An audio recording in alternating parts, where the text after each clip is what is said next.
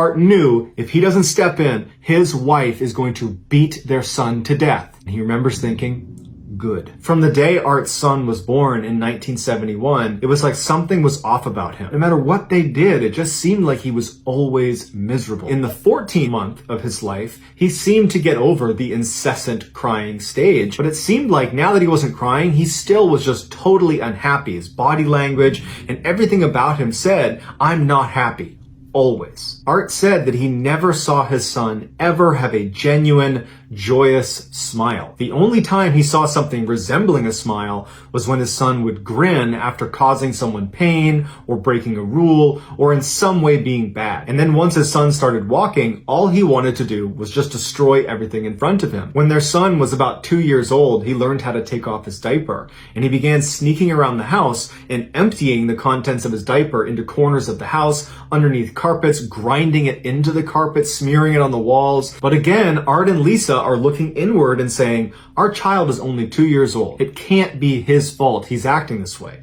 It's our fault for not finding a way to correct this behavior. But Art and Lisa started to drift away from that opinion when their son got a little bit older, got potty trained, and wasn't using diapers anymore, and still was going around the house and squatting down and going to the bathroom all over the house, making a mess at every possible chance he could. And so they had to start putting locks on the windows and the doors of their bedroom. But when they had finally secured that room to where he really couldn't get in anymore, he began going to the bathroom right outside their door and in the other beds in the house. And so they began investing in locks on all of the doors. They even replaced the doors themselves because they were too flimsy. As their son grew older, he became more and more unmanageable, well beyond just going to the bathroom in different places. He became violent, and he would bite and kick and scratch and spit on anybody that came near him.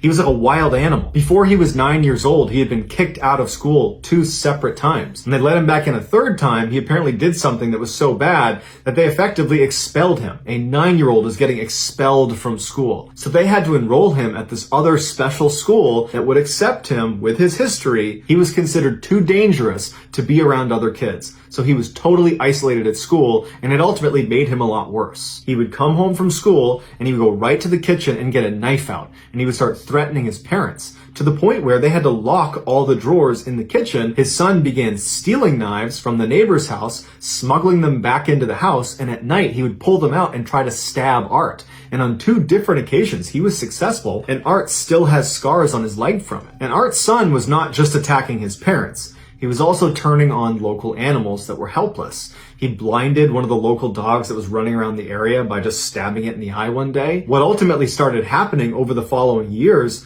is Art and Lisa became prisoners of their own home, that every time their son was around, they felt unsafe around him. He was such a wild card, and he had these crazy, angry outbursts, and he was clearly prone to extreme violence. Fast forward to 1988, when Art's son is now 16 years old, and Art and Lisa find out they're pregnant again. It was a surprise, and they were not happy about it. In fact, because of how badly it had gone with their son, this time they had a daughter, and she was normal. She was nothing like their son. She didn't come home and cry constantly. She smiled and laughed, and after a few months, she was sleeping through the night, and she was hitting her milestones, and she just seemed happy. And she was easy. And it was around this time that Art and Lisa began to realize just how bad their son was. Seeing how wonderful their daughter was just amplified all of their son's atrocious behavior over the first 16 years of his life. And now, since they didn't really care as much about him, suddenly his behavior was intolerable.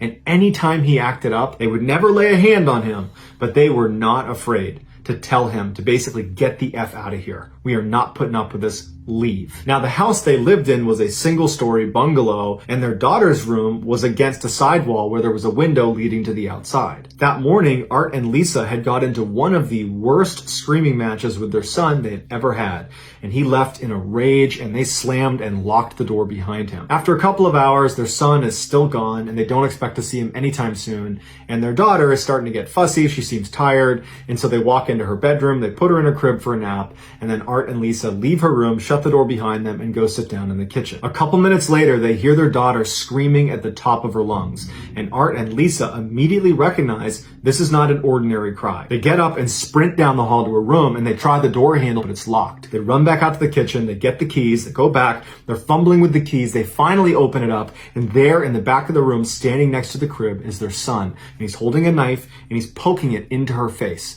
And Art said he looked at his daughter, and he could see blood on her stomach and blood on her arm, and she's screaming, and so he thinks to himself, thank God she's still alive. And instinctively, Art starts running to try to put himself between his son and his daughter. But before he could even get there, his wife had moved much faster, and she charged over and smashes her son's hand. The knife falls to the ground. She pushes him as hard as she possibly can, and he goes slamming into the wall and falls on the ground. Art immediately reaches into the crib, picks his daughter up, and runs to the other side of the room. He turns back around, and he can see his wife is standing there with her fists balled, standing in front of her son. Her son stands up, and he's looking at her, no emotion on his face. Art would even say that it was like he was looking at an alien. This person wasn't human. And this is the part of the story where Art reveals his wife, she's this amazing boxer. And that's when Art's wife winds up and blasts him across the face, knocking his head back.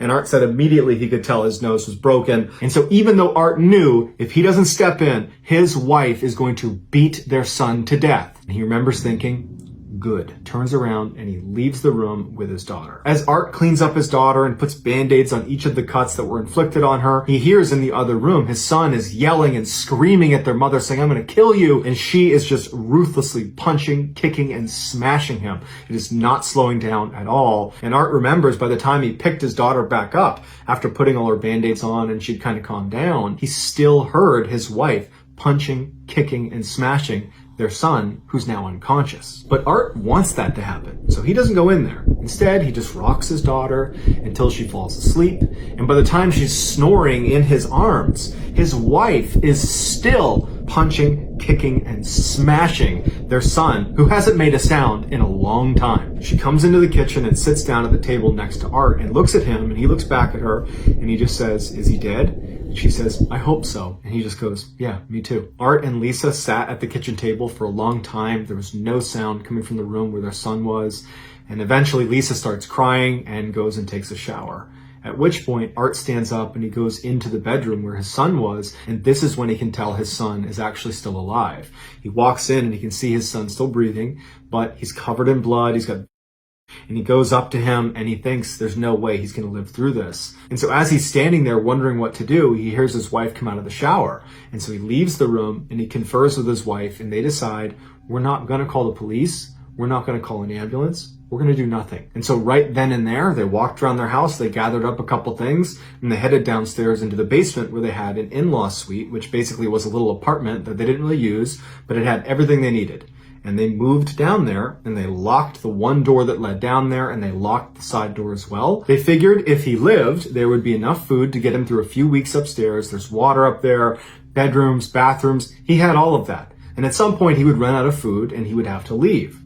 Or he would die upstairs, and in a couple weeks they would go up and they would deal with it. Over the next week, they began to hear movement upstairs, which signaled to them he was alive, but he wasn't moving around much. It was just enough to know somebody was up there. They figured that, okay, he's probably laying down most of the time recovering. About 3 weeks after the attack, they were in bed in the basement and they heard him going absolutely ballistic upstairs, screaming, punching walls, breaking things. And they decided, you know what, whatever he does up there, it's not worth going up there and confronting him. Let him do whatever he wants. And then the next day, it was totally quiet.